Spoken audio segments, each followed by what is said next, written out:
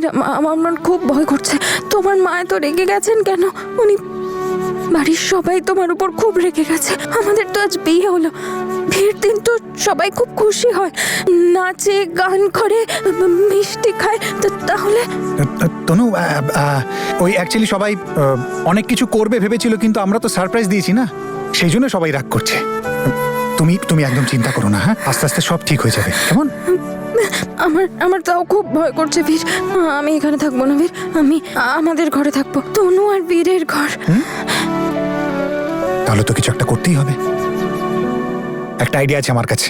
আমি তোমার জন্য একটা ড্রিম হাউস বানাবো, যেখানে কেউ আসবে না, কেউ রাগ করবে না, শুধু আমরা দুজনে থাকবো, তুমি আর আমি। Dream house? চলো চলো চলো, এই দেখো।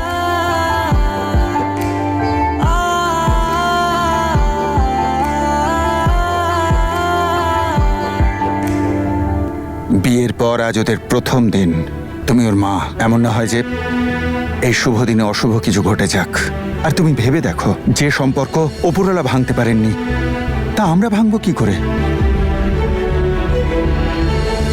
জীবন কত খেলা খেলেছে আমার মেয়েটার সঙ্গে, তাই হয়তো উপরওয়ালা বীরকে উপহার হিসেবে দিয়েছে। আমার মনে হয় আমার তনু খুব তাড়াতাড়ি ভালো হয়ে যাবে। লোকে ঠিকই বলে, নিজের স্বার্থের জন্য সবাই সবকিছু করতে পারে। কি বলছো তুমি দিদি?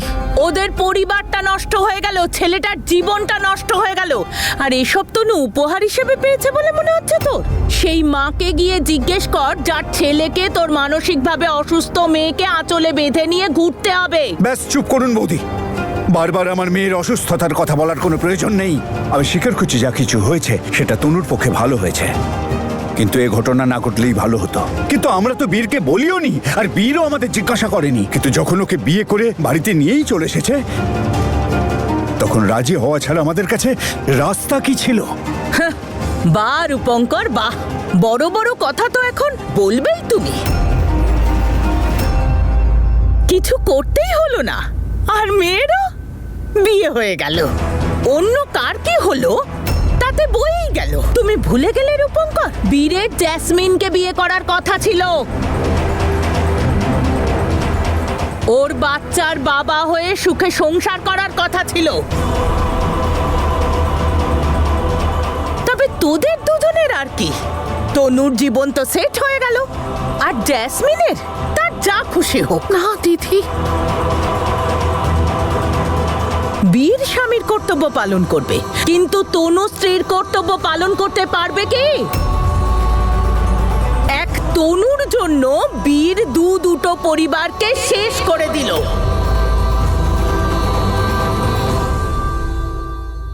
টেনটেনে।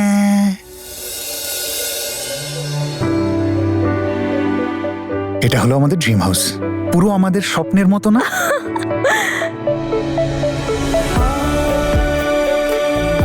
এটা তো খুব সুন্দর, একদম সেরকম যেখানে পরীরা থাকে। তুমিও তো আমার পরি। এখন থেকে এখানেই থাকবো। যাওয়া যাক। এটা কোনো বিয়ে নয়, ছেলে খেলা, ছেলে খেলা।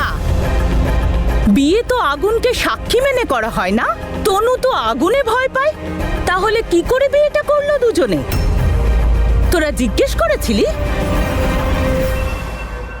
এখন আমি এটাকে সাক্ষী রেখে তোমাকে কিছু প্রমিস করতে চাই, আর কিছু প্রমিসেস নেব। তাহলে আমি তোমাকে প্রমিস করছি যে কখনো আমরা হাসবো, কখনো আমরা রাগ করব, কখনো আমরা লড়বো, আর কখনো আমরা কাঁদবো, কখনো ভালোবাসা। কিন্তু আর যাই হয়ে যাক না কেন, আমরা একে অপরের হাত কখনো ছাড়বো না। কিন্তু তুমি তো আমাকে মায়ের কাছে রেখে চলে গিয়েছিলে। তনু কিছু মুহূর্তের জন্য আমার বুদ্ধি আর চিন্তাধারা লোপ পেয়েছিল, সেটাকেই খুঁজতে গিয়েছিলাম। আর যখনই ফিরে পেলাম, আমি চলে এলাম তোমার কাছে। আমি কথা দিচ্ছি তোমায়, এমনটা আর কোনোদিনও হবে না। আমি তোমার হাত কখনো ছাড়বো না।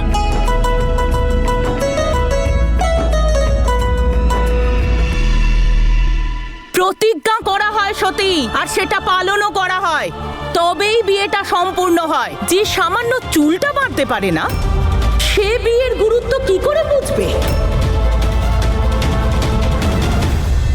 তুমি আমাকে প্রমিস করো যে তুমি আমাকে রোজ ঘুরতে নিয়ে যাবে,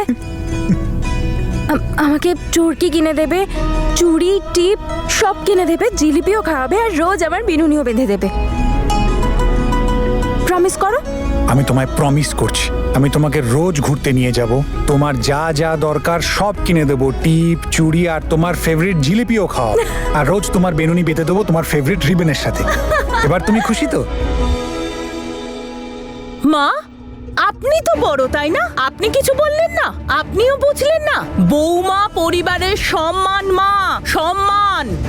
শাশুড়ি বৌমাকে সংসারের দায়িত্ব দেয়, আর বৌমা বংশধর। তনু কি দিতে পারবে?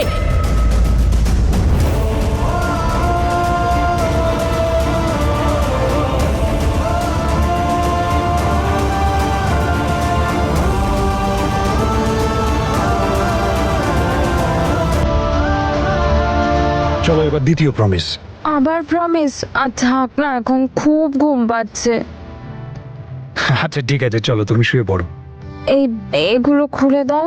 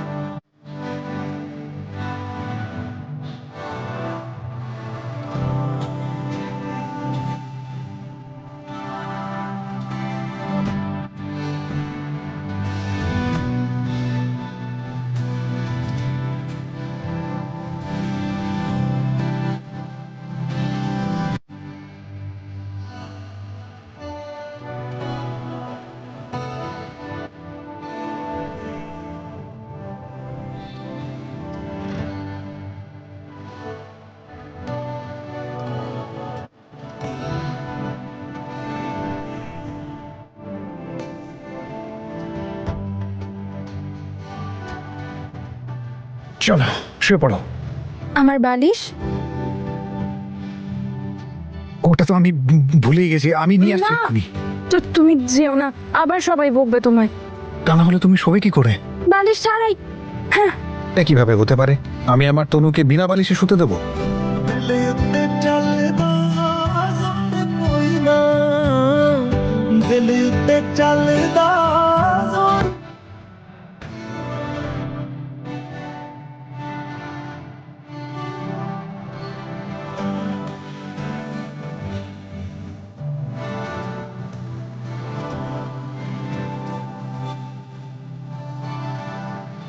কথা ছিল জ্যাসমিনের বাচ্চার দায়িত্ব নেবে ও, আর এখন তনুকে বাবা মায়ের মতো ঘুম পাড়ানি গান শোনাবে।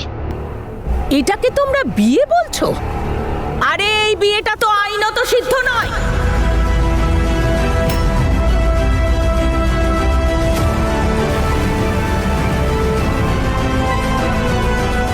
আমাদের গ্রামে এইরকমই মানসিকভাবে অসুস্থ একটা ছেলের বাবা মা বিয়ে দিয়ে দিয়েছিল। কোর্টও এই বিয়েটাকে মানেনি, আর বিয়েটা খারিজ হয়ে গিয়েছিল। নাবালিগদের বিয়ে বেআইনি মানা হয়, জানো তো? কারণ তারা বোঝে না। সেই জন্য মানসিকভাবে অসুস্থ মানুষদের বিয়েটাকে আইনত মানা হয় না। তাই জন্যই এই ধরনের বিয়ে আইনের চোখে অপরাধ, বুঝলে? তাই বলছি এই বিয়েটা বিয়ে নয়, এটা ছেলে খেলা। চুপ করো। কখন থেকে দেখছি কথা বলেই যাচ্ছ। তোমার মনে যা চাইছে তাই বলছো, কিন্তু আমি তোমাকে একটা কথা বলে দিচ্ছি, তুমি যেটা ভাবছো সেরকম কিচ্ছু হবে না। ওপরওয়ালা সব ভালো করবেন, তনু তাড়াতাড়ি ভালো হয়ে যাবে। এখনো সময় আছে, যা ভুল করেছো সেটা শুধরে নাও।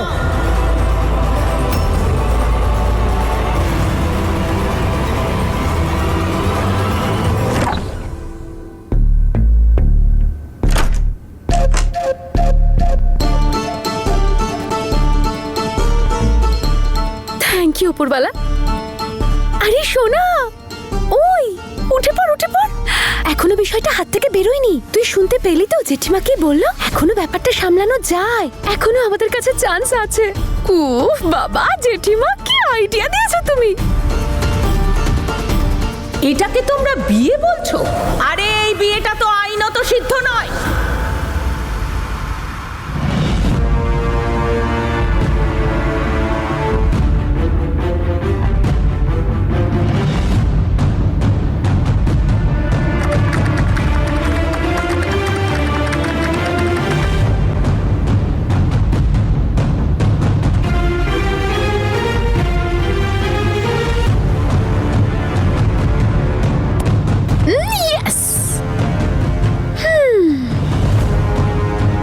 ঘুমিয়ে নে তনু, আজকের রাতটা ঘুমিয়ে নে তুই বীরের সাথে।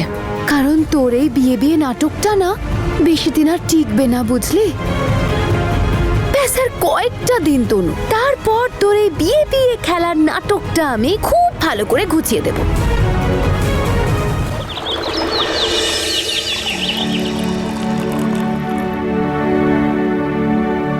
শুনেছি ছেলেরা নাকি বিয়ের পর সংসারী হয়ে যায়। কি ব্যাপার বীর, সকাল সকাল বউয়ের জন্য চা বানাচ্ছিস নাকি? এইটুকু তো করতেই হয় বলো। আচ্ছা, যে কাজটা স্ত্রী হওয়ার জন্য ওর করা উচিত সেই কাজটা তুই করছিস। কতদিন আর উল্টো গঙ্গা বইবে বীর? যতক্ষণ তোমাদের চিন্তাধারা না পাল্টায়। আমাকে বলো তো কোন বইতে এমন লেখা আছে যে বউকেই সব কাজ করতে হবে, স্বামী কিছু করবে না?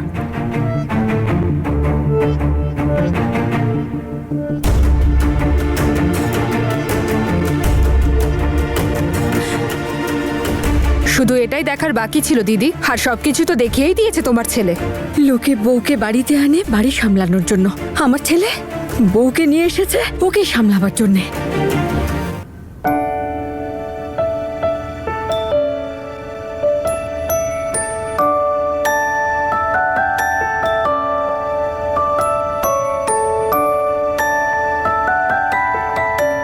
তনু,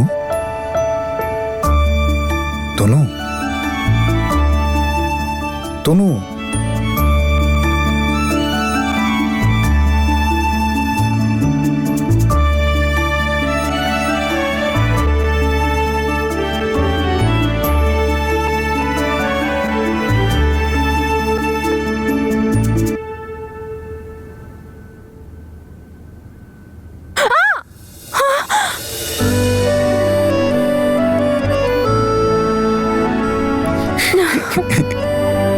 গরম চা। চা আমার জন্য? হ্যাঁ, তুমি বানিয়েছো? খেয়ে বলো তো আমি পাশ করলাম না ফেল?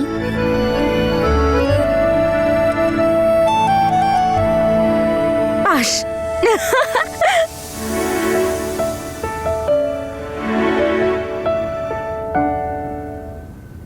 মা তুমিও বসো না, সবার সঙ্গে ব্রেকফাস্ট করে নাও। যার বাড়িতে ছেলে মেয়েদের সর্বনাশ হয়ে চলেছে সেই মায়ের গলা দিয়ে খাবার নামে না। ওখানে আমার ছেলেটা ওই রোগীটার জন্য সবকিছু ভুলে বসে আছে, আর আমি এখানে বসে খাবার খাবো? হ্যাঁ, এই নাও তনু, যাও গিয়ে স্নানটা করে নাও তাড়াতাড়ি, যাও। তনু, আরে টাওয়েল।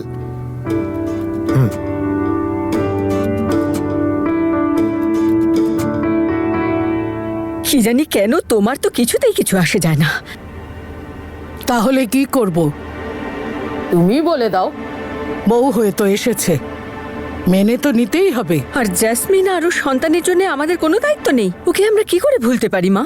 আপনি জানেন তো ও নিজের জন্য পাত্র খুঁজছে। সেটারও উপায় বেরোবে। আপাতত শান্ত হও। জাসমিন আর ওর সন্তানকে নিয়ে সবাই চিন্তা করে, ছোট ছোট বিষয় নিয়ে রেগে গেলে চলবে কি করে? তুমি বসো বসো, আরাম করে পরোটা খাও আর সমাধান খোঁজো। যেদিন সমাধান পেয়ে যাবে ছেলেটা সর্বনাশের, সেদিন আমায় বলে দিও। আর যদি এর থেকেও বেশি শান্তি চাও না, আমি চলে যাচ্ছি বাপের বাড়ি। কারণ এখানে থাকলে আমার সন্তানের কষ্ট তো দেখতে পারবো না, কিছু না কিছু তো বলেই দেবো। আরে দেখলে তো, যা ভয় পাচ্ছিলাম তাই হলো তো। দাঁড়াও দিদি, দিদি। তবে দেখ বাবা, বৌমা তো ঠিকই বলছে, জ্যাসমিনকে তো বোঝাতেই হবে। কোথায় গেছিলি সকাল সকাল? আরে মিষ্টি কি আনন্দে? আরে ওসব পরে হবে মা, আগে একটু মিষ্টি খাও। নাও নাও নাও, খাও খাও। আরে ঠাম্মি নাও না, মিষ্টি খাও খাও। তোমাদের সবার জন্য গুড নিউজ আছে জেঠিমা, মিষ্টি খাও। Good news? ভালোই হয়েছে, কাল থেকে শুধু খারাপই দেখছি, খারাপই শুনছি। বল কি গুড নিউজ আছে? মা, জেঠিমা, ঠাম্মি, তোমাদের জ্যাসমিন একটা ভালো ছেলে পেয়েছে।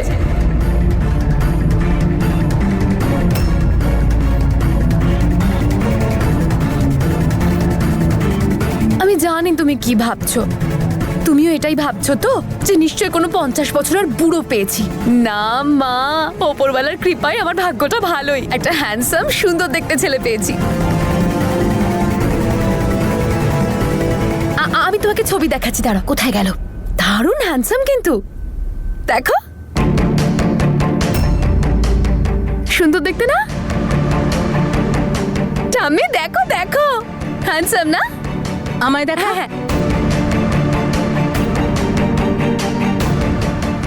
মা, তুমি জানো ছেলেটার না প্রচুর বিজনেস আছে, শুধু ইন্ডিয়াতেই নয় কানাডাতেও প্রচুর বিজনেস আছে। কি ভালো ছেলে, খুব বড় লোক তাই না? জামাই একদম হিরো। জাসমিন, তুই এত তাড়াতাড়ি কি করে সিদ্ধান্ত নিলি যে ছেলেটা ভালো? তুই তো নিজেও এখনো দেখিসনি। মা, আর কত অপেক্ষা করব? তুমিই বলো না, কতদিন? ছেলেটার দুটো গুণ তো তোমরা দেখতেই পেয়ে গেছো, আমার মধ্যে তো সেইটুকুও নেই। আর এটাই কি যথেষ্ট নয় যে আমি প্রেগনেন্ট, বিধবা, এই সব কিছু জানার পরে ও আমাকে বিয়ে করতে রাজি হয়ে গেছে? আমি আর ভালো ছেলে খোঁজার সময় পাবো না মা, সরি। জ্যাসমিন, তোমার জন্য বাইরে এটা কেউ রেখে গেছে। হ্যাঁ, এটা আমি আনিয়েছি। ঠিক আছে তুই যা। মা, এটা আমি আনিয়েছি। আসলে সবকিছু এত তাড়াহুড়ো করে হয়ে গেল যে আমি কংগ্রাটসই করতে পারলাম না বীর আর তনুকে ওদের বিয়ের জন্য। কে জানে বীর আমার ব্যাপারে আবার কি সব ভাবছে। ও ভাবছে যে ওদের বিয়েটা দেখে আমি হিংসায় জ্বলে পুড়ে মরছি। যাকে, এটা আমি আনিয়েছি, ওদেরকে দিয়ে আসি। হ্যাঁ, বীর আর তনু দুজনকেই খুব খুশি হবে বলো ওরা। আর ওরা এটাও বুঝতে পারবে যে আমি ওদের দুজনের বিয়েটা নিয়ে কতটা খুশি। জেঠিমা, অনেক হয়েছে, আর কতক্ষণ দেখবে ওর ছবিটা? দাও ফোনটা আমায় দাও। আচ্ছা চললাম আমি, বাই। জাসমিন শোন, আমার জাসমিনের ওখানে যাওয়া উচিত নয়। বীরের মার এমনি মন খারাপ। চল সোনা, এবার আমরা যাব তোর ঠাম্মি দাদুর বাড়ি। ওদের বাড়ি বম ফেলতে। বম।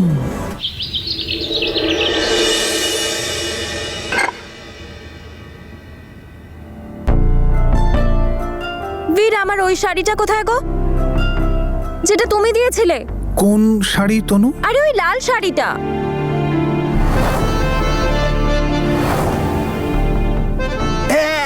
এক মিনিট তনু, এই শাড়িটা, এটা মনে আছে তোমার? বীর, আমি এই শাড়িটা পরি, কিন্তু আমি তো শাড়ি পরতেই পারি না।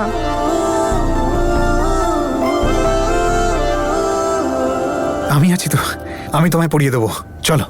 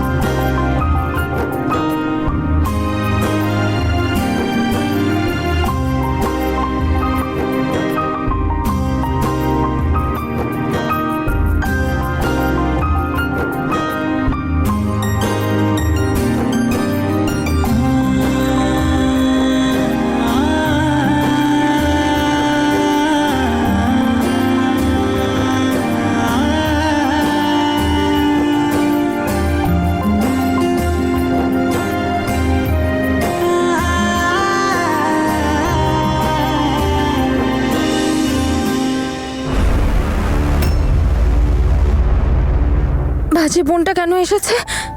ওকে বলো এখান থেকে চলে যেতে। তনু, অতিথিদের সাথে এমন ভাবে কথা বলতে নেই। এক মিনিট।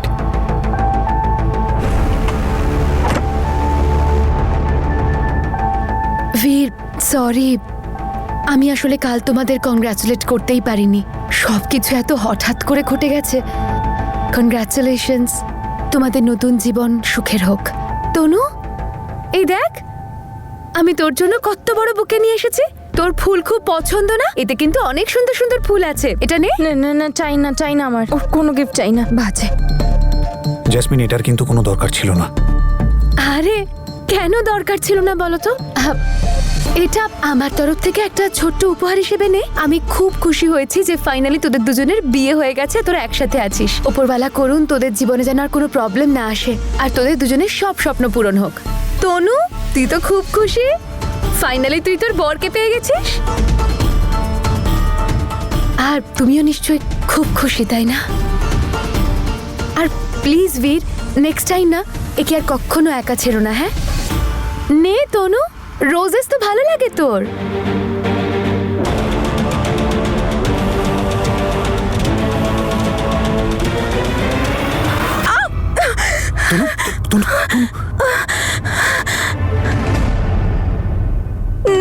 চাই না ওর বাজে গিফট।